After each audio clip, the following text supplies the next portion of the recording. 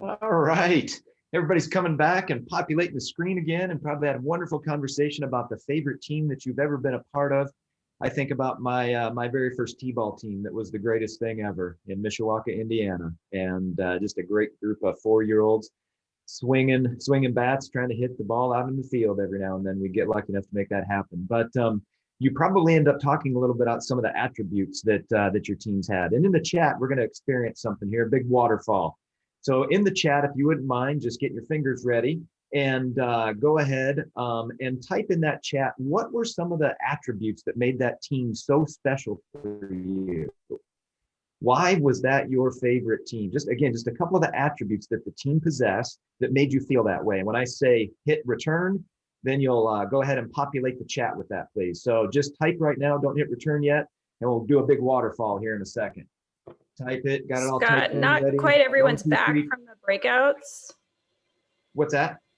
They're not quite all back from the breakouts, so you might have to repeat those instructions. Oh. All right. Sorry about that. I thought everybody was back and streaming back in, but and most people are doing it right now, which is awesome. We're just asking you to put in the chat what made that team that you were a part of so awesome. How did you identify that? And I'm seeing a lot of stuff about caring relationships. That's awesome. Together we're better. Everyone appreciated everybody else's strengths, the time to collaborate, communication, and optimism. What an awesome two words right there, optimism. And it ties in with hope, to be optimistic about that. Jack, you were going to say, do you have a couple that popped up to you? Lots of trust. I keep seeing trust. I keep seeing fun, sense of humor. This is a great list. Look at all those coming in. Commitment to kids, unconditional positive regard. Oh my goodness. Oh, maybe later on we can get Patty to tell us what that actually means. No, joking. Awesome, Patty. Megan, that's awesome. Unconditional positive regard. Well, again, thank you for sharing all of those great things. And you see some pieces being themed together here. And as we begin to dive back into what we're going to be sharing with you here, and really it's the messaging that you're going to begin to listen to from a couple of videos that we're going to start right now. And I think as you listen to these videos, and they're teams of principals and counselors that have been together for a short period of time or a long period of time, and some of the attributes that you hear from them will match up specifically with what you have typed. And the first team we're going to take a look at is from Sunny Slope Elementary School in the South Kitsap School District. And we're going to listen to Roger Mangahas and Lisa Fundene. And they're going to share their story about how they've implemented a number of things in their school and the importance of teamwork. So here is Roger and Lisa. I am so very excited to bring to you a rock star team from Sunny Slope. We don't see your video. You lost your screen, Scott. Oh, it's because I hit stop share. Thanks. There you go. Sunny Slope Elementary is a school of just over 500 students, and they could not be greater led by two individuals that I'm going to introduce you to right now. Principal Lisa Fundene and Counselor Roger Mangahas. Thank you for joining us, but more importantly, thank you for the work that you do every single day for the students and the staff and the community and the parents at Sunny Slope Elementary. Thank you, Scott. Thanks, Scott. You're welcome. You're welcome. Well, the first question, we normally start off with a nice, easy one. Tell me a little bit about yourself and what your aspiration. No, we're going to go a little bit different this morning. And I'm really interested in, I know that you guys have been together for about 7 to 8 years now. But when you first began working with each other, what did you recognize as kind of like the conditions or aspects of the school that led you to begin diving into work around SEL, trauma, and really focusing on the whole child? Yeah, so Roger, I'll kickstart just a little bit. So I'm very fortunate. I'm only the third principal in the history of this school. And that's pretty incredible because we have pretty old schools in South Kitsap. So John Richardson was the first principal, Bob Leslie after him, and then it was my turn. And both of these gentlemen had an incredible passion and heart for compassionate schools. And so I believe under Bob Leslie's leadership, Sunny Slope staff engaged in the OSPI Compassionate Schools training. Prior to my arrival at Sunny Slope, our district had a significant emphasis on the whole child and kids at hope. And so I was very blessed to walk into a school that already really believed in the importance of balanced whole children. And Roger was an incredible asset and support to me as a principal to help me become educated around the culture that already existed and then look at how to move it forward. So Roger, is there anything you would want to add just about how that shaped maybe the character counts and some of the other things that were present, Kelso? Yeah. When I started 14 years ago here at Sunny Slope, we started the initiative Kids at Hope, and a big push was the professional learning community. So I think those two things really helped me bring together, and work with the staff in a collaborative way, and that's a huge piece when we're looking at the whole child and how the entire staff could help with the Kids at Hope initiative, and the professional learning communities was a big part of that. And so, when we started the Compassionate Schools 14 years ago in the trauma-informed practices, I think there was a huge buy-in by the staff because everyone was involved. It was custodians, the bus drivers, and classroom teachers, everyone was involved in the initial training, which was huge. And when Lisa came years ago, it was seamless. Lisa really took the time to kind of take in what our culture was like, and really learned a lot about the trauma-informed schools. And she actually really just observed what I was doing.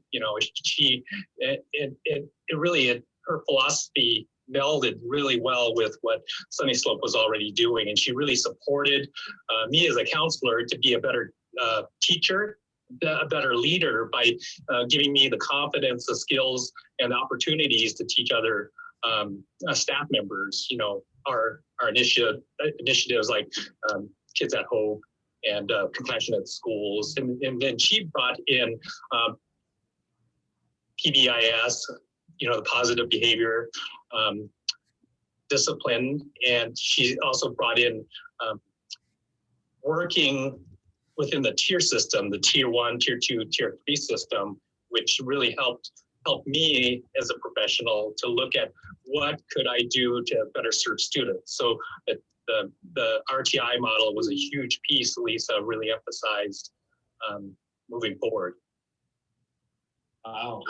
You guys not only started small, but you have taken off just in listening to Roger describe the other pieces that have gone on. And Lisa, you mentioned a couple of different things about seeing an asset and taking advantage of the assets that Roger had. And Roger, you touched on a couple of things there in relationship to that understanding and notion of teamwork, and it extended down from you to the staff itself. I'm wondering, because with any great team, there's some people that are just sit at the top, and that's just the reality. How have you and Lisa, or Lisa, you and Roger, really created a team approach? Because both of you touched on it, that each of you is responsible for the success because of each other.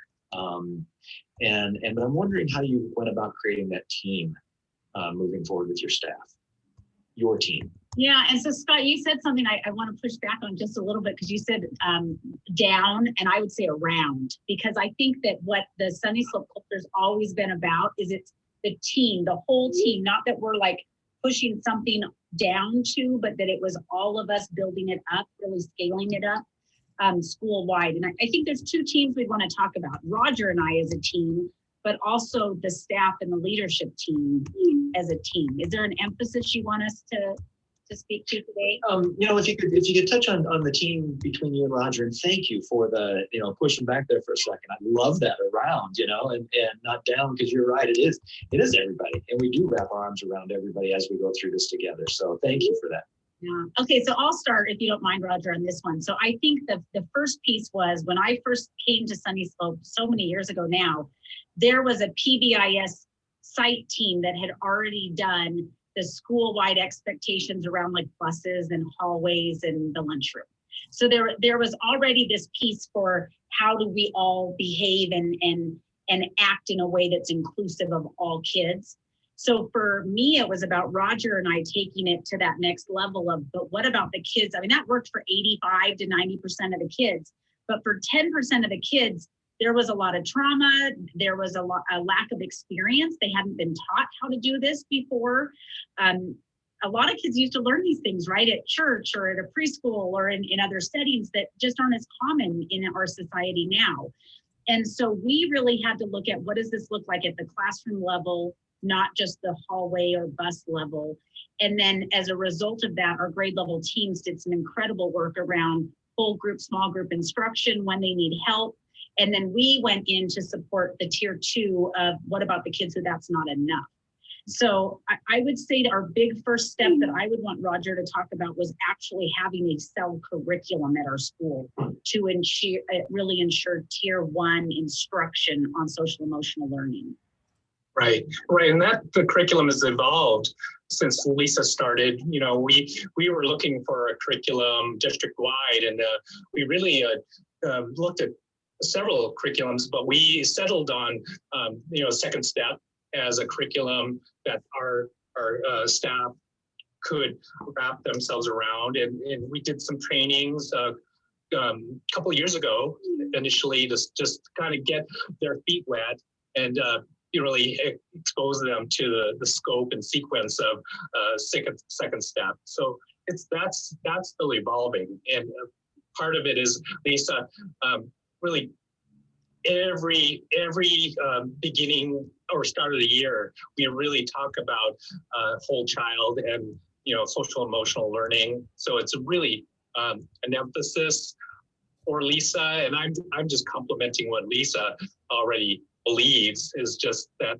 we need some curriculum, some core understanding of social emotional, and Second Step's been a big part of that, because it's already been researched and it's a proven curriculum. So that's kind of our emphasis right now.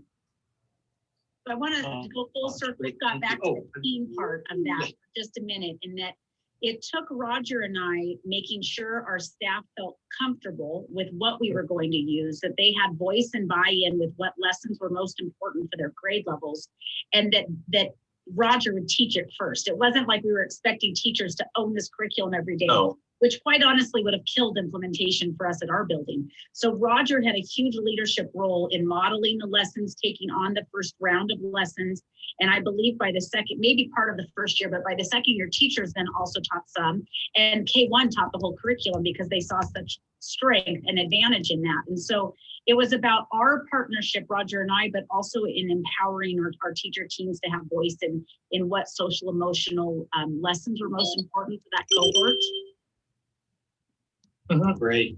Well, and you guys are so nice to each other and complimentary, and you're, I'm picking up on words throughout this where, Lisa or Roger used to say, well, without Lisa, or Lisa's like, without Roger, exhibiting some leadership here, none of this would have happened. And so you can hear just in your voice how important each of you are to the work that happens in your building. The final question, I'll put you on the time spot a little bit here, in 30 seconds or less. How would you say, or how would you describe that the work you have done manifests itself in providing hope for students? Hope for students. Well, I think the biggest piece for me is the relationship piece, the building relationships with students. And that I think that's a huge piece in resiliency in kids, to have strong people in their lives that are consistent, and teachers, principals, custodians, paraprofessionals, all are part of that team and building that resiliency and hearing that encouragement from adults they trust, that they can do this. It's that whole growth mindset, hearing the encouragement and being there when there are challenges to support students. So I think that's the biggest piece for me, is the building the relationships. And I would say for me, I really think that Sunnyslope started as a very small community school. It was a very small school that still has a very small community school feel. I think that there is a belief and a culture and a mission to make sure that kids are respected, that there's a mutual respect. It's not us versus them, it's we. And that because kids feel respected and they know that we want to coach them to have the skills to be successful contributors to our community and the broader world, I think they know how safe and how loved they are in our school by all staff, not just a classroom teacher, but just like Roger mentioned, it's everybody. And if there is one thing COVID has taught me, is we are seeing kids dismiss every day, and 9 of us are waving at buses. It's like the last day of school every day. We're so grateful to touch these kids' lives in person, and to be able to show our compassion and our empathy and model that and let them experience it with one another. That is hope at its, really at its core. Well, I can't thank you enough, Roger and Lisa. A, for the work you're doing for the kids and the staff and the members of your community. B, for just the empathetic nature with which you lead, and the understanding of kids and putting kids first. And it's evident in what you've shared with us today. Again, thank you so much for your continued commitment to the students at Sunnyslope. I actually want to come over and be a kindergartner and go to Sunnyslope Elementary. And You're welcome anytime. Yeah, be the first time I want to fly up, I think. So, but I wish you both nothing but continued success and the best. And again, thank you so much for your time this morning. Thank you, Roger. Thanks, Scott. Thanks, Scott. Thanks, Lisa.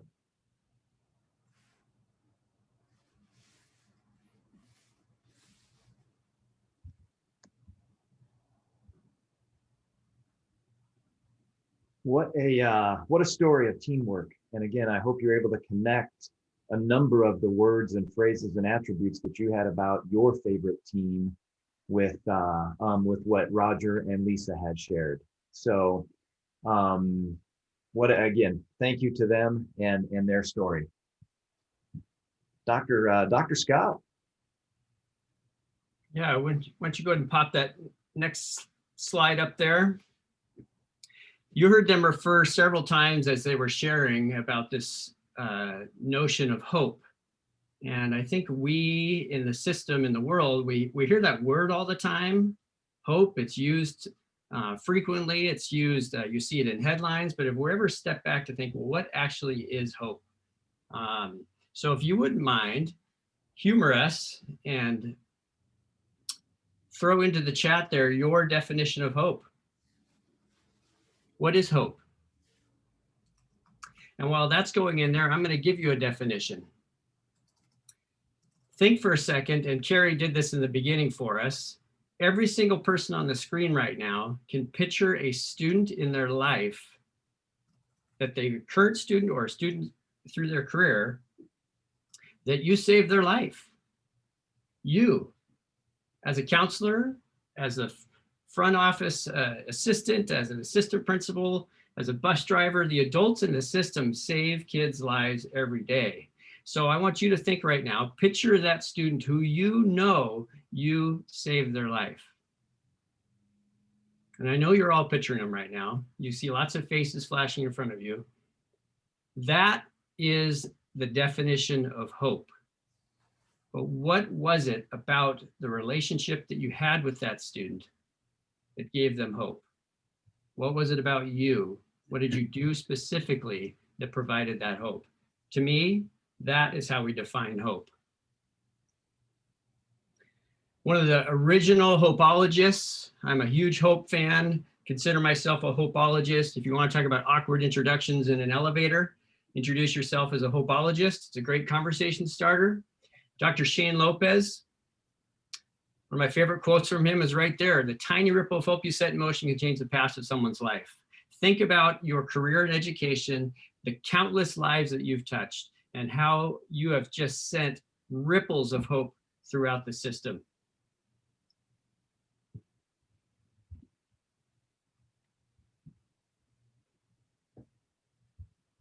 So I can't see the chat, but I'm sure that my teammates could call out a few words for me on some of the words that were thrown out there of how you define hope. Oh, Scott, the chat has been amazing. Lots of things about hoping that the future is, positive and bright, and relationships and just that togetherness. The chat has been absolutely amazing. Building a better tomorrow, confident expectations that things will get better. It's fantastic. So when I first started working in this world of hope, I ran into educators who said, you can't measure hope, and hope is just a fluffy thing. It's not real. And I would say that there's a ton of research out there. One of the first places you can go to look for this research and the science behind hope is the organization Kids at Hope. And I saw that in the chat. Patty put it in there for us. You heard it mentioned in the video. Kids at Hope is something that I would love, again, if I could have my perfect Scott dream world, every school was a Kids at Hope school. I'm going to give you 3 words to think about that define hope. The first one is belief. So when you think about your team, does every single person on the team believe in all kids, no exceptions, the success of all kids? It's the belief. That's the number one thing that you start with in defining hope.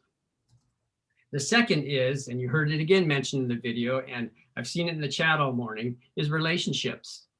Strong relationships. Relationships between students and students, students and adults, and time in the school where relationships can be built and fostered. And the last one is the one that I don't think we address enough as a system, is this notion of future. So it's belief, relationships, and future. So you think back to that kid that popped into your mind of somebody that you saved. You had a belief in them, you had a relationship with them, and you helped them envision themselves in their future. Like not just fluff, but like literally envision them and that help them see themselves in the future. That makes the difference. Next question for you is this, and we are going to let you go out into your breakouts here in a minute. And I want you to think about this. You're all sitting in schools, you all work in schools in some capacity, but how do you measure hope in a school? Again, I was challenged early on in my career on this one. You can't measure hope, and I would argue you can. So we're going to give you a chance to go out into your groups again. And I want you to engage in this conversation about how do you measure hope?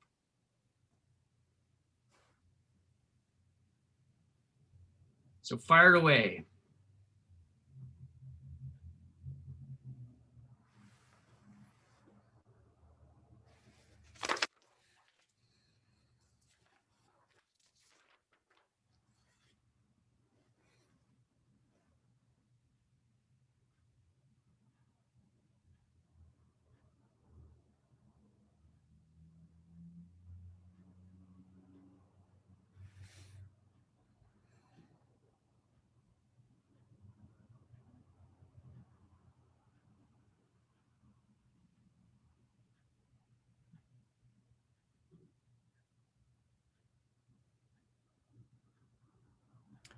All right. Patty, you're driving a great ship here. Thank you. Thank you. Rocking it back then. Nothing like moving 300 people in and out of rooms. Oh, We have a slight problem in that when we changed it from a webinar to a meeting, it dropped our attendance availability down to 300, and we had over 500 people registered. So we're gonna have a lot of upset people. so Well, you're sending out a lot of Starbucks cards to those people, huh, Ronnie? any way we can run this one again? You guys had so much interest for this one. We had over 100 people on the waiting list after the 500. So that's a lot of people we're not getting to. Yeah, well, we would do it again in a heartbeat. So Jack, I hope maybe get what it. we do is we do it during National School Social Worker Week, March 7th through 13th. Boom, boom, boom. Listen to you, already thinking way ahead. Well, we already have it ready, and then we could be doing the same kind of honoring just of their National Week. Sure. Just a thought. Yeah, I saw that Megan put in the chat, we can also send out the video. Whatever the RSCN team wants to Yeah. do, let's just figure out what they want to do and we'll come up with something. Friedman has about a 45-minute stand-up show that he do. Well, the video unfortunately didn't capture the whole introduction and Yes. Megan and Carrie show. So, but I'm wondering if like we could, before the video goes out, we could probably figure out a way to at least put your slides in that honor those people, Kim.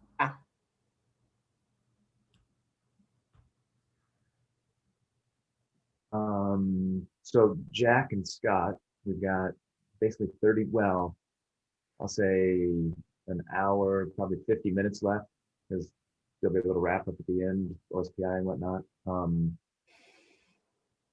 Just be thinking about if we, the things we have planned, if we have to adjust anything on the fly there. Right. So what comes after this then is that last slide that Scott has about believing in success of all kids and yeah, that's I've got down. That's where you come in. Yeah. After that, and then we'll set up the Coweeman thing. I think we should put some people's thoughts in the chat about how they can measure hope, Scott, unless you have some specific examples of what you'd like to share, that'd be great as well. Yeah, I was going to ask for them to throw it in the chat and then. Fantastic. Okay. And I'll take slide 9. You've got slide 9, 10. I've got 9 and I hand it to Jack. Yep. On 10. What? Yeah, you hand it to Jack on 10. I added a slide, Jack, that you. Oh dear. Well. Oh yeah, Jack's working off paper. Yeah. Oh yeah, he didn't see the slide edition. It didn't show up on his paper version. I never trust when Scott Friedman says he added a slide, ever. I never trust that. Kim Rakedahl, you get ready to shut this thing down. I don't know what's going to pop up. Yeah. hey, by the way, to all of our presenters, make sure we're muted during the videos. Somebody's iPhone was like whoop, whoop, whooping the whole time. So unless that's baked into our videos, I assume one of us had our unmute on. So just a heads up. Thank you. Not that we do that intentionally to each other, Kim, but that is a frequent game that we play among the directors, is to text as many times as you can while somebody's presenting. Somebody was really busy. Yes. We may have been known to do that once or twice. The rooms are closing. They're coming back. I am interested in hearing what they talk about measuring, Scott. We're only at about 100, so we've got about 200 more to come back. 200 more to go to come back in, Yep. and we'll wait until that participant list gets up there rather than that 200 where it was. I know, but this is my favorite part of giant Zoom meetings, where people just come back and stare at each other on the screen. I mean, to me, this is the most exciting part. We don't know each other at all, but here we are just staring at each other. So, And I'm waving to friends that lean into their camera right now. Hey, Yeah. hey. Right now, they're hope there's less of that one Scott and more of the other Scott in this next section. Put in the chat which Scott you would like more of or less of, please. No. Are we back? We are at 289. Yep, I think we're good. We got everybody close to being back. Yep, we're good. So we're not going to waste any time debating whether we can measure hope in a school. The answer is yes. But what I'd love to either hear in the chat, or if you feel like shouting out, can you measure hope? What does that look like? What are the tools that we use to measure hope? I see in their student engagement, adult-student relationships, future planning. Keep going. What else does hope look like? You're building culture. Thank you. Feeling. Student language. Oh, I liked resiliency. Love that. Attendance, showing up. Yeah, I can tell you as an outsider that has the privilege of traveling all over the state and country and popping into schools, I can measure hope the moment I walk in the front door of a school. If kids are greeting me and opening the door and making eye contact and saying hello to a strange adult, that is one of the earliest indicators. You want to measure hope? Step out in the hallway and just count smiles for kids. Just do it daily. Step in the same place and count smiles. And count kids interacting with each other versus kids walking alone. There's lots of ways you can get a pulse on feeling hope in your school. Jack? Yes. Oh man. Push them over to one of our favorite questions in the world that really helps schools start to dive into this work. Right. So what you can see on the screen, gosh, I'm just so excited reading the chat right now. Okay, here I go. You know, it's really important that everybody on your team, or as you're creating a dynamic team, truly believes in that top statement on the slide right now. Do you believe in the success of all kids? Absolutely no exceptions. And then as you and your team start creating that trust together in those relationships, and you're really focused on providing hope for kids and staff and your entire school community, you know, you really need to start thinking, do all of your colleagues believe in the same thing? No exceptions. And so as Dr. Scott Seaman said, you know, how do we measure hope in our school? Take a look at that last statement on the slide. What are the hope gaps in your system? Where might you be seeing spots in your building, in your departments, in your courses, in your different areas of your campus, that there might be some hope gaps? And that is when you, as a dynamic team, and we're calling this whole thing the agent of hope, that's when you dig in and say, how do we change that? And you start to change that when your team comes together and your first question is, how are the kids doing in our school? How is everyone doing? And so I just think that's really important to, you know, take a picture of that slide, whatever that is. Those are great questions to be asking your really dynamic team. And so as you start to think about that, it's really important for everybody on your team, your amazing leadership team in your building, to have the belief in all kids. And I appreciate that. No exceptions. Each and every kid, we are creating hope for their future. One of the things that we're really excited to bring to you this whole entire morning are these team spotlights. So we heard from Sunny Slope. This next team spotlight, I really want you to listen to how this team trusts each other and how they are working hard to improve the counseling focus and outreach to kids. This is the Coweeman Middle School in the Kelso School District. I had a fantastic time talking to Greg, Emily, and Rachel. And so Scott Freeman's going to start pulling that video up for us. But as you listen to them, they are working more and more towards the ASCA model. So we'll talk about that in a bit. Here's the Coweeman Middle School team. You can see the video, Jack? Yes, Scott, we can. Perfect. Well, hello, everybody, and we are very excited to bring to all of you at the winter convening a spotlight on one of the most powerful admin and counseling teams happening in our state. The admin and counseling team of Coweeman Middle School in the Kelso School District is doing some amazing things, and they're going to share that with you today. For those of you that don't know, Kelso School District is in Southwest Washington, and the Coweeman Middle School has approximately about 580 students. With us today is Principal Greg Gardner and the counseling department of Rachel Lineweber and Emily Allred. So I don't know, Greg, you just want to introduce yourself real quick? Hi, everybody. Thank you so much for allowing us to be here today. Again, Greg Gardner, like Jack had said, principal here at Coweeman Middle School, and I've been principal here for the last 6 school years. So thanks again. Great. Emily? Hi, everyone. My name is Emily Allred. I'm a school counselor here at Coweeman Middle School, and thank you for having me today. And Rachel? Hey, everyone. I'm Rachel Lineweber. I'm the other half of the counseling department here at Coweeman Middle School, and I'm excited to be here today. Well, again, thank you all for joining us, and we are excited to hear about the great things happening at Coweeman Middle School. Before you get started and talking about your journey, I just want to make sure that people listening right now know that this team that you're going to be seeing on the screen of Greg, Emily, and Rachel have been working together for 4 years. And since that team came together, they have transformed the counseling department in their school, from content to curriculum to outreach. Even the physical space of the counseling center has been changed up and kid focused. So we're very excited to hear about this. We've got a couple questions for you to share with the winter convening people that are watching and listening. My first question is, tell us about the work and the focus at Coweeman Middle School. Well, you know, I think when we start talking about focus in any school system, one of the things that we always kind of focus on is the why, you know, why we do the work. And I know that why is probably the same as everybody that's watching here today is we care about kids, right? And whatever your mission or vision is, we follow that to a T. And I think during the time that we find ourselves in, we want to make sure that we're doing everything we can for these students while they've been away from us for, gosh, now going on almost a calendar year.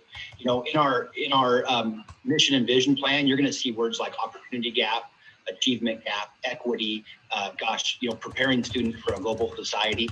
And one of the things that we, I'm sure a lot of your mission and vision across the state is very similar.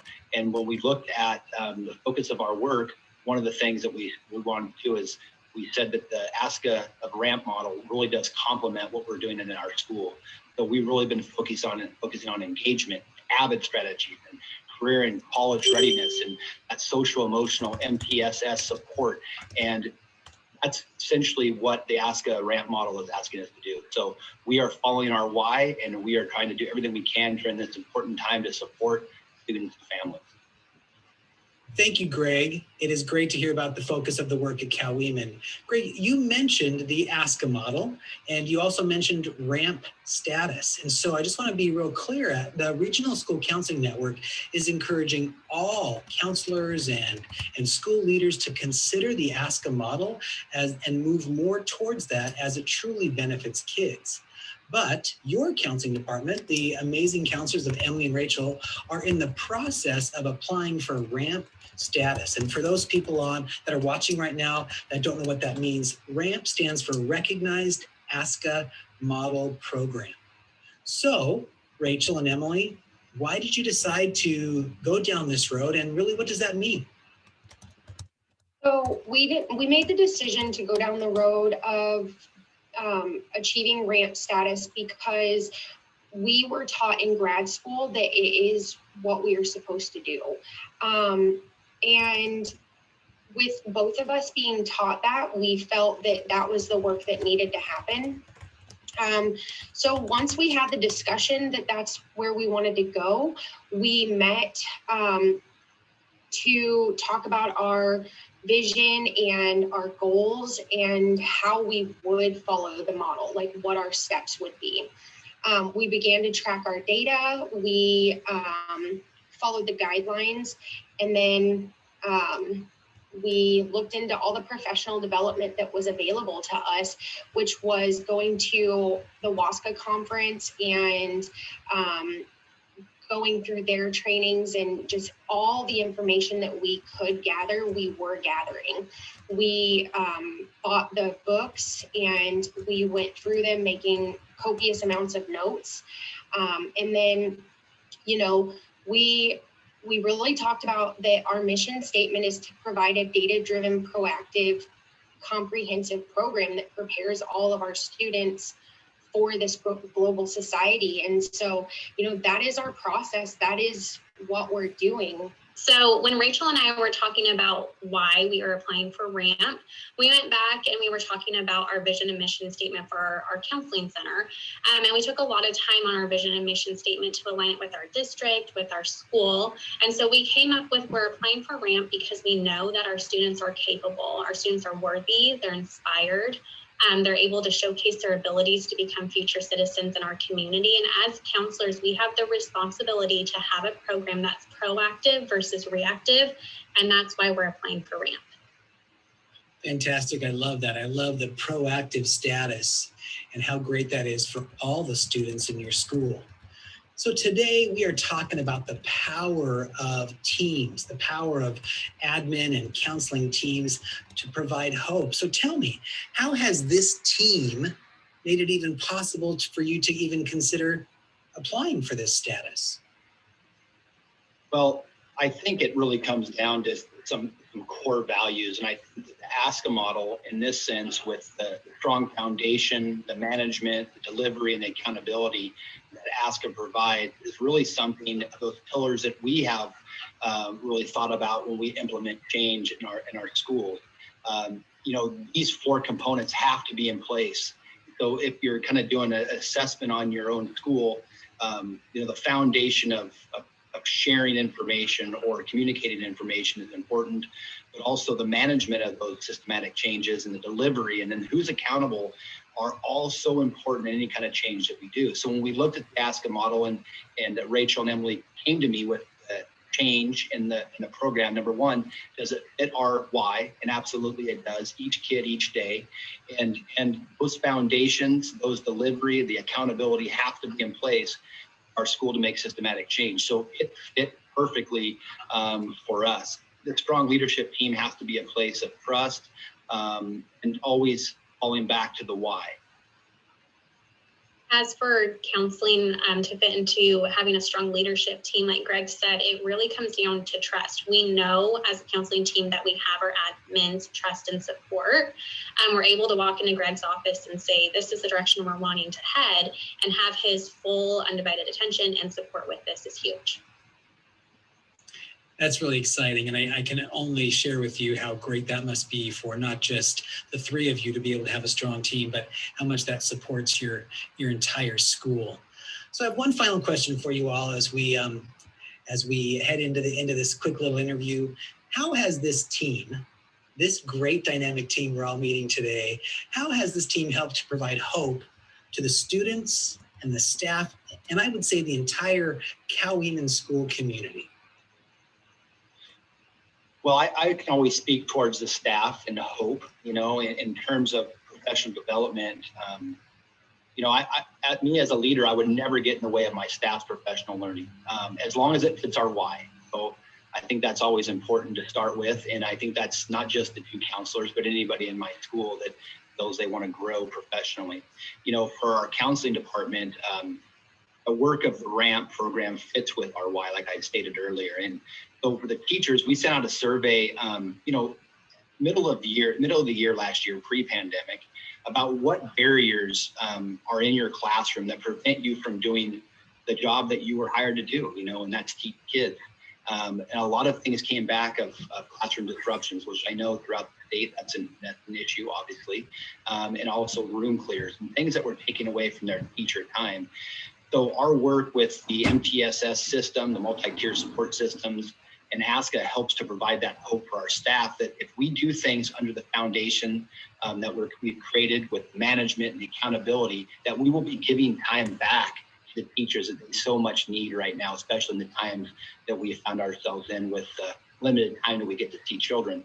So, the hope in terms of staff, it gives back, with a systematic change, it's going to give them accountability to not only the administration, which I will take head on, but also the counseling team that's also eager to take on that challenge, really give back to the teachers and provide time, which is one of our most valuable resources.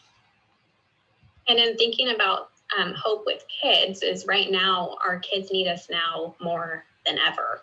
And our responsibility as educators is to continue to provide that hope in even the most difficult times. We're continuously showing up for our students and providing the support that they need, even in non-traditional ways. And, this is the work. We're doing the work.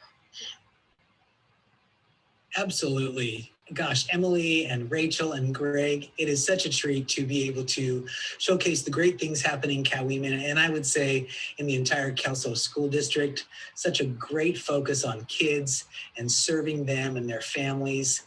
however it needs to be. And we just appreciate you, moving more and more towards that ASCA model, as you have shared with us all today, that it really helps you focus on getting the students what they need to be successful.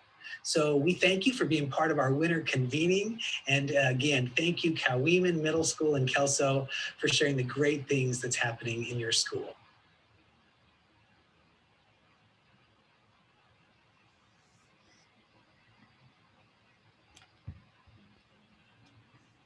Thank you, Scott Friedman, for showing that video. And gosh, how much do we all wish we could be in person to actually hear directly from this amazing team at Coweeman. I was so inspired by their focus on each kid and hope, and just working hard to make their whole system be really focused on kids. And I really like that, just so committed and dedicated to the why that each one of them has. It was a great team. I know you saw their contact information on the screen. Gosh, I would encourage you to reach out to them. Such cool things going on at Coweeman. Thank you, Scott.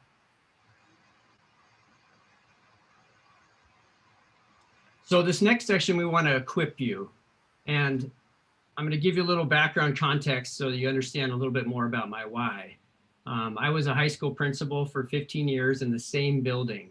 And during that time, I had an incredible team of counselors and administrators, and we worked as one unit. And you heard it mentioned in that video, there was trust, unwavering support for each other. We had each other's backs. But the biggest thing is we believed in all kids, no exceptions. And that was our driver.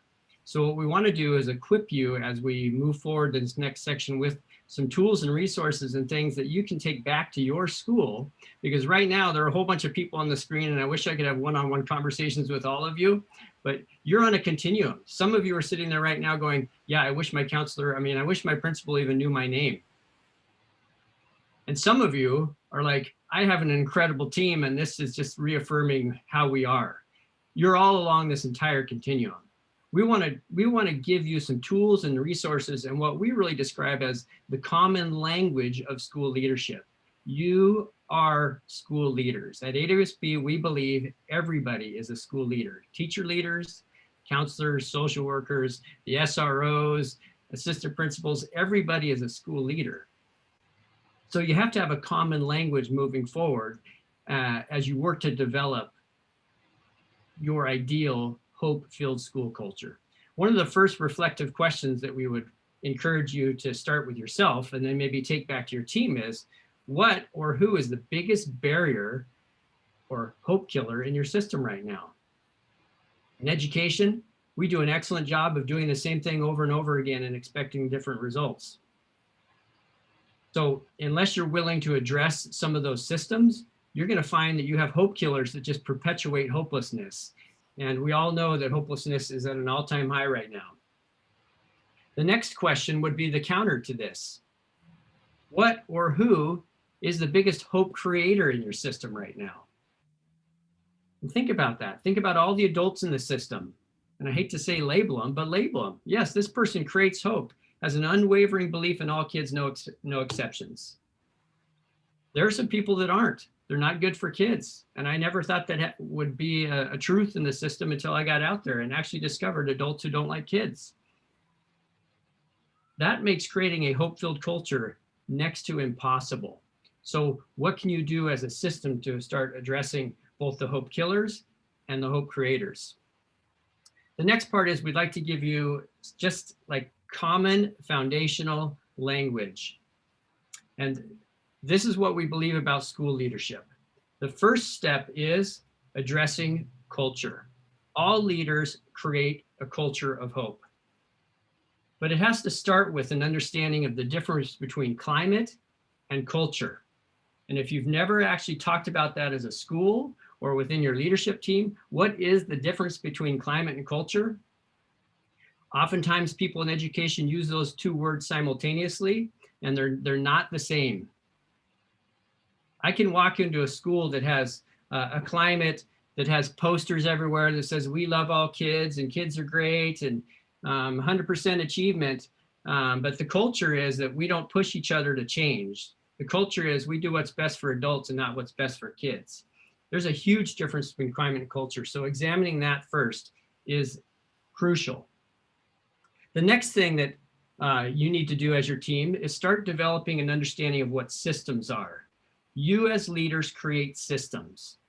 Systems start from the moment kids get on the bus in the morning and when they arrive at the school and how they flow through the school. Systems are how easy is it for a student to sit down with an adult when that student is in need. Systems are how kids go into the lunchroom, how they walk through the hallways. There are just so many systems. Stepping back and examining them as a school leadership team is crucial. And then identifying, yes, this system is good for kids. It creates hope. This system is bad for kids and is a hope killer, calling them out. The next piece of the school leader paradigm is what you do in leading learning. It's culture, it's systems, and learning. You are all active learners. You're constantly learning. And you heard that one counselor say in the video there that when they have an issue or something they're struggling with, they learn together. They come together and they talk about, this isn't working, so we need to fix something. They make adjustments, adaptations as they're going. It's so important that all the adults are learning just as much, if not more, than the kids as we're trying to lead the system.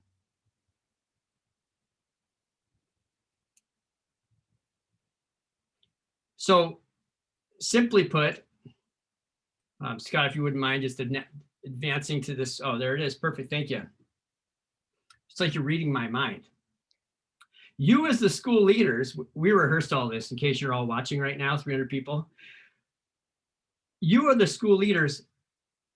Circle these three big buckets: culture, systems, and learning. You're the outside of these. You push on these three.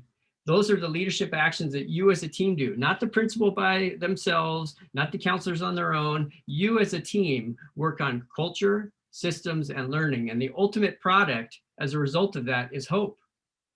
That's the result of your leadership actions. Go and advance, Scott. So I'm hoping that you'll just have like a curiosity and want more of this, but culture sets the foundation. Systems support that culture. Learning shows the belief, and hope is the result. And if you want to talk about taking what we have done in education, which is make education messy with tons of jargon and just craziness and acronyms and terms and policies and procedures, we have made education a nightmare to lead. At AWSP, we believe it's pretty simple.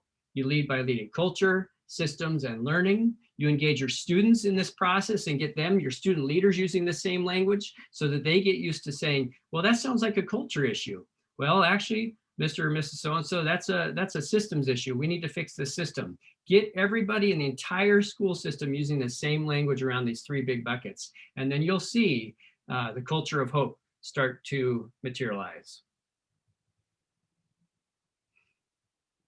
So if you wanted takeaways here, and Jack and Scott, I'm going to throw this to you guys as far as what time we have left here, but these three big pieces would be something you could flip around and take back to your school, back to your team. And when I say your team, it's whatever you're defining as your team, or hopefully you're going to go back and redefine your team. Start asking those questions around climate and culture. Where are we? What is it? How do we find our climate? How do we define our culture? What is our culture right now? Do we truly believe in all kids, no exceptions? Then do that systems audit. Walk through all of your systems and attach whether they're creating or eroding a culture of hope. And then you'll be able to see the connections between that and learning. So this is where we would suggest that you take your time as a team to start diving deeper into those buckets. And I think you shared an extremely important point, Scott, and I'd encourage people if you want to, and I know there's been some stuff in the chat about getting the slides, and we'll make sure that that happens and gets sent out to folks with the help of OSPI and the mailing list and whatnot. But if you have a moment, maybe just take a picture of this slide right here. And it's really easy to turn these statements into questions that you can be able to ask of yourself and of your school leadership team. And how will we create a climate and culture of hope? how will we examine and eradicate hope-crushing systems? How will we lead hope-filled learning for everyone in the system? And it's an outstanding starting point to begin to build that team concept around creating a culture, systems, and learning that all relate to the result of being hope. And our next team spotlight has done exactly that. They not only done it in one school, but they actually chose to move from a school they were together for 6 years. And they both told each other that the next school we go to, we're a package deal, because they believe so steadfast in the power of a team between the principal and the counselor and the work that happens in a building, and connecting that down to their staff and working with and in and around their staff and supporting that work. So our next one is going to focus in at Esquire Hills Elementary School, and the team consists of Counselor Lisa Hawkins and Principal Angela Anderson. And here is their story at Esquire Hills Elementary School.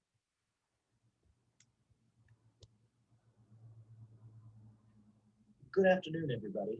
I'm excited to bring to you the leadership team of Esquire Hills Elementary, located in the Central Kitsap School District. Esquire Hills is a school of just a little over 250 students, and we are so excited to hear the story of Principal Lisa Hawkins and Counselor Angela Anderson. They've had quite the journey in terms of working with MTSS strategies and leading that charge, not only in one elementary school, but the power of teamwork caused each of them to go together to Esquire Hills this past year. So it's a brand new year and a brand new school, but because they value each other so much, there was no way that Lisa was going to go to Esquire Hills without Angela, and there was no way Angela was going to go to Esquire Hills without Lisa. So congratulations. The package deal, it's like the NBA trade or something like that was made. I'm only getting this player if I can have that player, kind of thing. But and again, thank you for joining us today. As you think about the work that you've embarked on at Esquire Hills around MTSS and sharing the strategies out and impacting students that way, could you just for a second speak to the value of working together through that?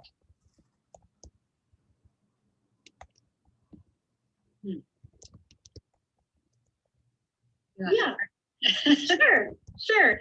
So, so the value of working together and having somebody else to not only bounce off ideas, but to also be in partnership with makes a huge difference in our team. So we're able to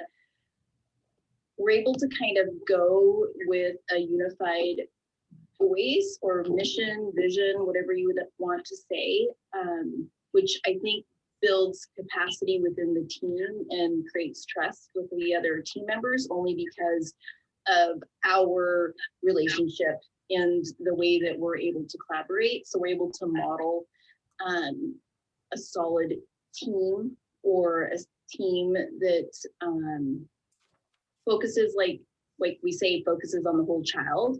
I think focuses on the whole staff members. So Angela really brings in all the wellness part as we're building teams and working with staff wellness.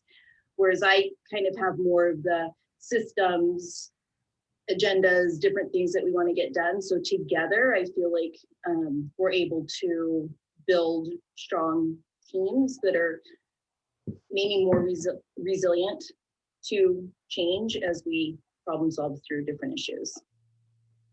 And I think luckily we've had 2 previous years that we worked on actually starting the program and kind of fumbling through it and seeing what's effective and what's not. So I think it's helped us look really solid as we came to this new school.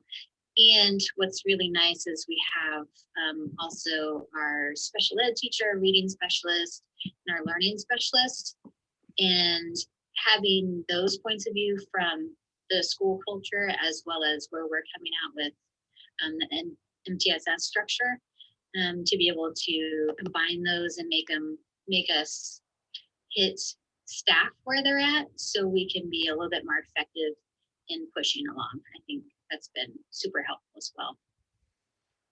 I think it's great that both of you touched on a couple of items, one being culture and another being systems, and recognizing that as a part of the work that happens.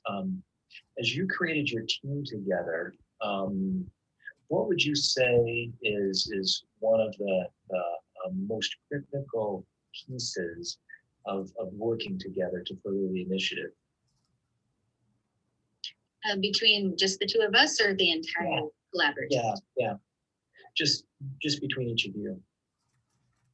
For me, I've just been really thankful, one, that Lisa's allowed me to kind of be able to do my work and take the pieces of my expertise with kids and mental health. My background is a little bit more mental health and the like behavior intervention before I came here. And so being able to use that with kids and with also within the systems and creating groups.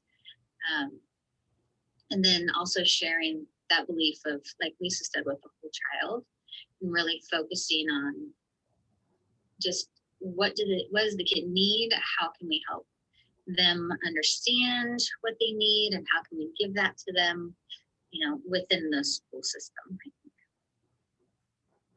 Yeah, I would totally agree with Angela. I appreciate that Angela and I, as far as philosophy, if you want to call it, we have the same philosophy, which is very child-centered. And so because of that, Angela's really pushed me to be a leader and maybe push on things that I might have not pushed on, but just her support in that way and knowing her background has allowed me probably to grow faster than I would have without a strong team member. So. You guys are going to make me get all choked up here when you talk about this amazing work you're doing together, and the value of supporting each other, and Lisa giving Angela this space and place for her to utilize her expertise, and being out there and leading at the same time. She's doing that with you. It's really cool, and I imagine that by doing that, it empowers your staff because they see you working as a team. Have you seen the impact of that? I think so. I think just within our MTSS team and our trauma team, there's just so much collaboration. I think that there's a lot of probably walls have come down with a lot of because it's a new system for the school. So, and then of course, 2 new people coming in. People tend to put up walls, and they've been really open to a lot of the stuff. We've pushed them to put in a lot of different systems and to look at things differently. And I think seeing how open Lisa is,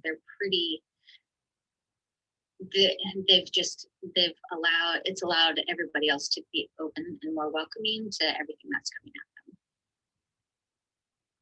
Yeah, and for me, I just want people to feel comfortable in just their own skin and what they're doing, and to step up and be part of the leadership team. And I think by having our learning specialist and our resource room teacher and our reading specialist on the team, it's really helped, because it's given them kind of a voice as we learn the culture, but also empowered them to create the systems within what they're doing also, which has helped Angela and I so we can support staff. Yeah. Just again, listening to the descriptions of how you welcomed and opened, and supported and given permission for people to go on this journey with you, obviously, because changing systems is a heavy lift, and to do it without a partner is extremely difficult. So modeling that teamwork, I think, has gone, as you both described, has gone a long way with that. As you really take a step back and look at the overall school, and I know this year's different given COVID, but you've had students in your school. How have you seen this instill hope for kids? your MTSS work and your teamwork, how is it filtered down to instilling hope for kids?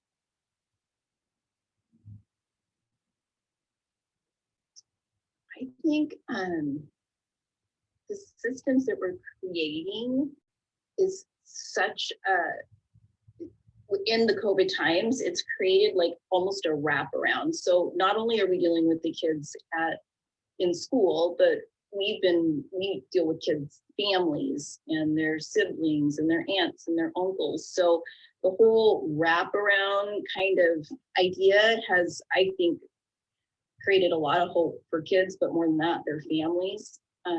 Angela's done a lot of work with families, moms, dads, grandmas, and I think that has really empowered our students and given them hope because their families now have hope and resources or tools or getting the things that they need, which in the past, to be really honest, we wanted to go there, but we never really quite went there, reached out and wrapped around families as much as I feel like we have during these times of COVID when we didn't have kids in the building. Yeah, there's a lot more community outreach from the whole staff. I think the relationships that everybody's built with the families, a lot of, whether it's trauma in the families or poverty or any sort of mental health or substance, like we've really worked with trying to get all families engaged. And I, of course it starts with like the core team, but then also pushes out even like one of our first days of school, all the teachers were out delivering things to all the kids and taking pictures, and just that first appearance, I think, was kind of set up the year for success. Well, I can't begin to thank you enough for sharing your story, sharing your impact, and sharing how important and critical a team is to make the systemic changes that you've done in this very short period of time. And to hear you describe those stories of hope and bringing their families along, it's motivating, and it's enormously grateful work. Thank you to each of you.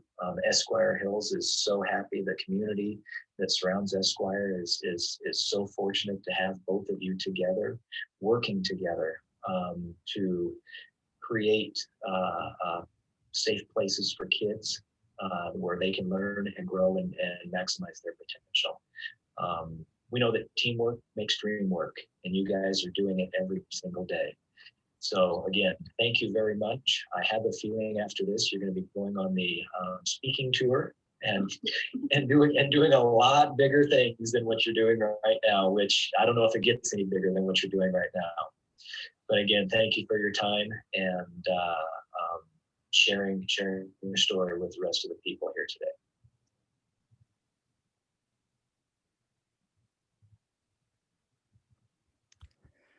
Scott Friedman, thank you so much for that interview with Esquire Hills, and what a great way to follow up the idea of culture and systems and learning, to hear Esquire Hills talk about the systems that they are creating and refining and just focusing on those systems to be hope systems for kids.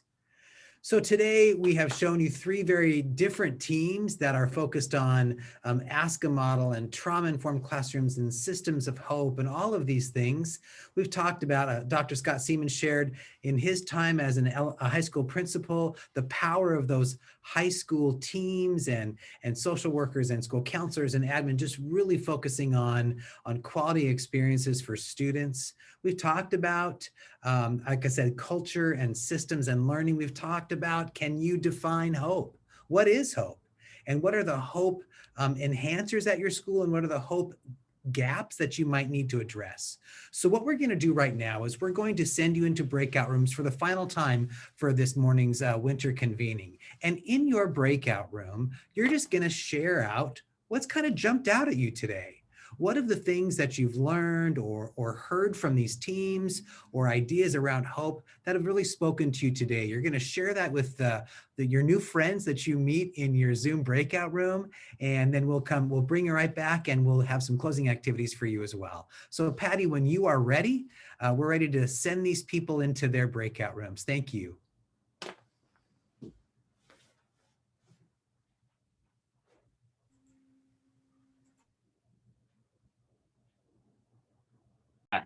Up to 70. That's our cue. Yep. That's the cue. Go ahead. Well, welcome back, everyone. I hope you had a great conversation and identified some initial steps you can take around leading hope in your school. I would just like to say on behalf of this principals in the state of Washington, we love the partnership. And to me, I think this has been long overdue in the system. Counselors, the Counseling Association and the Principals Association should be working together lockstep as we go forward. We need an army of adults to take care of kids. So I hope you'll engage more with us in the future as we work to create these teams, hope creators in all of our schools. I'm going to put a question in the chat there that I think if I could just send you out with one final takeaway from us. What would be your 3 commitments to leading hope in your school? And I really want you to start thinking through that mindset. I lead hope. What's one change that you personally will make? You just have to do some reflection. I love pull out that little mirror and stare into that mirror. What are you personally going to do to lead hope in your school? What's one change that your team will make? It could be a minor culture adjustment. It might be a major systems adjustment, whatever it is to bring your team together. And what's one thing that you just know is a non-negotiable for your school that your school needs to make? And because you are a leader of hope, you're going to go back and lead that. Those would be our challenges. If you want follow-up from us on what the school leader paradigm looks like and other language around culture, system, and hope, you know how to find us. The resources at Kids at Hope are a great place to start if you have people pushing back at you saying, hey, what's all this hope touchy-feely stuff? Well, put the science in front of them around hope. On behalf of all the principals of the state of Washington, Jack and Scott at AWSP, we can't thank you enough for engaging with us today. Love it, love the energy, and don't ever forget the impact and the hope that you create in your school. And I'm gonna turn it back over to Kim. All right, thank you, Scott, and thank you, AWSP, for leading us today through a really great conversation and really important topic for us all to be thinking about how we are working together as a team to instill that hope in our students and our staff and our families and really our communities, because we all could use a little bit higher dose of hope these days, I think, in the context of the world we're living in. So we just have a few last kind of closing thoughts. If you guys can hold on from that bathroom break for 8 more minutes-ish. Wanted to just put a few things in context for moving forward from this conversation as you go back into buildings and districts and maybe share with colleagues who couldn't make it this morning. Wanted to share a couple things around the school social work and school counseling professions that were invited here with our building admin in collaboration as part of this team. And when I was looking at the Beacon of Hope, the School Social Workers National Conference next month, their topic and theme for this year was being the light, being the beacon of hope, lighting the way for kids. And really, that's a lot of what our social workers do. And again, I know we've got a ways to go in this state before we have adequate representation of that profession in our schools and the way we really need them to be present so that we can be working together as that collaborative team. But for those of you who have them as your teammates, it's a great opportunity for us to really go back and say, how are we really integrating our services and working to serve all the students and our families? And then in the school counseling realm, this again is just a quote and some words that are important for us to think as leaders in our buildings of that systems change, of that school culture, of the learning that needs to happen in all the domains that we operate in, whether it be academic, school, or social, emotional, mental health, which I know is a huge aspect of our work right now, or that career and college readiness hope piece that we can help students find that hope for their future and thinking about what it is and who it is they want to be when they grow up. So really looking for those opportunities to work with your administrators on leading the efforts to help students in all those areas. And wanted to just highlight for you some upcoming professional development that you all could consider engaging in. Obviously, we don't have travel costs anymore right now, and we have opportunities to access professional learning that maybe was farther from our reach when we had to travel to get somewhere to do it. So the National Conference for School Social Workers is actually coming up next month. It is online, and there is information in the chat on that for those of you who are working in that profession, or maybe even just want a little bit more knowledge of what our partners in this work do from their lens. And then our WASCA partners have their state annual conference coming up the end of this month. It is also in your chat, the information to register. They are online too for the first time, which means we are hoping we get more than our typical 700 to 800 school counselors who can actually be present physically in Seattle. Lots of great topics and information for both those conferences, much more easily accessible than previously when we were traveling. So we really hope you guys will talk to your administrators about getting the time to take a few days, couple days, and dive into some of those professional learning opportunities. Then also just wanted to highlight for you in the Office of System and School Improvement, which is what brought this event together for you today through our attempt at supporting these professions more intentionally. We do have a couple webinars next Wednesday. So this will be my third week in a row by next Wednesday of putting on state level webinars for y'all. And these are a continuation of today's conversation. We're looking at hope and social emotional learning and how those two things intersect together, and the ways in which we can highlight some districts and some community-based mentoring organizations and other folks who are really diving into this work in their buildings, and give you some practical application of these really big topics around social emotional learning and hope. We know they're top of mind for you right now. And that is Dr. Scott Seaman standing on a chair. Yes, he does, because he is quite the character in person, if you didn't pick up on that through your Zoom room lens here. And I want to point out to our building administrators, just like we are trying to support school counseling and school social work and this combination of teamwork through regional networks, AWSP has a whole bevy of networks that they offer to support our school administrators. And hopefully we can support each other in engaging in those opportunities as ways to support ourselves in our work and support the teaming that we do collaboratively. So links in the chat for both of those. Wanted to just make sure everybody's aware you've got great opportunities for support outside of today's event.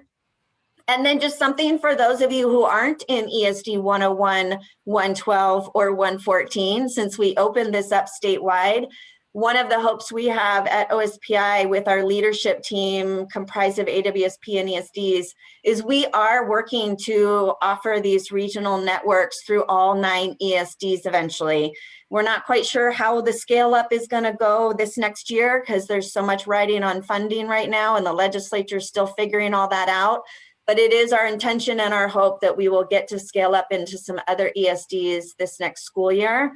So if this is something you're interested in, in developing this network, whether you do that through school improvement funding or on your own, we are here to support you and help you in any way that we can, because this is how we all get better, is when we can collaborate and share ideas and connect with each other and provide that support. And then we really ask for your feedback, especially those of you on the call who are part of our regional school counseling networks, and this is your winter convening. We do have an evaluation survey for this session. Would love your feedback on how this went for you, how what we shared out helped you in your profession, regardless of which role you're in here for. And so there is a link in the chat to this survey. We would really, really appreciate it if you could click on that link and get that open and take a couple minutes just to fill that out and give us your honest feedback so we can guide that as, use that to guide our work moving forward, because we still have a spring convening for our regional school counseling networks. And we've had some interest in this kind of an event as a part 2 maybe. So we would love to know what worked and where we can get better. And then that's really all we had for you this morning. I really thought it was a cute little screenshot that I found online about, yay, the meeting's over. We're so happy the meeting's over.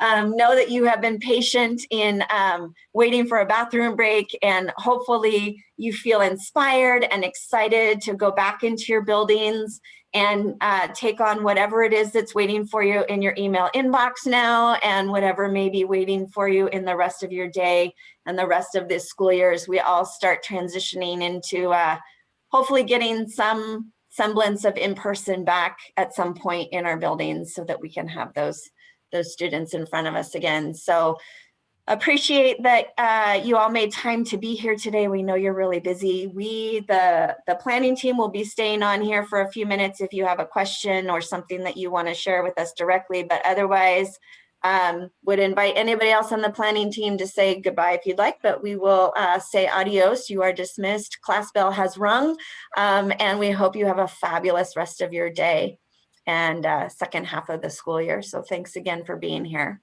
Thanks, everybody. Thank you, everybody.